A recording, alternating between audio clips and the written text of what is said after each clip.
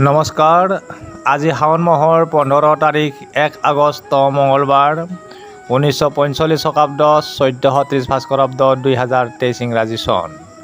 আজি সূৰ্য উদয় 4:48:47, সূৰ্য অস্ত 6:10:30।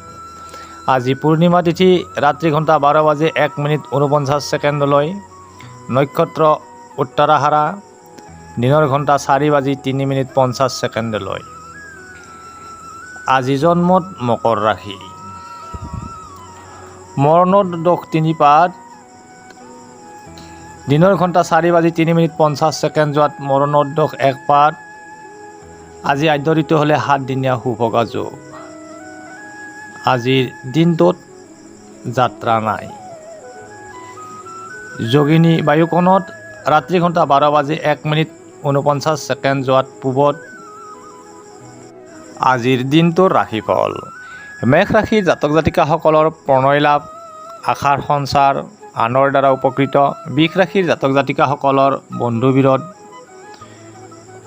অশান্তি, উদ্বেগ। মিথুন ৰাশিৰ জাতক জাতিকাসকলৰ আশাৰ সঞ্চাৰ, হঠাৎ প্ৰাপ্তি, মনোবল বৃদ্ধি।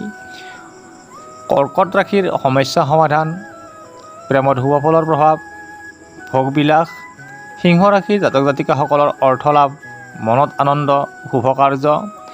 কন্যা ৰাশিৰ এলাহ, উদ্বেগ, নানান দিশত ক্ষতি।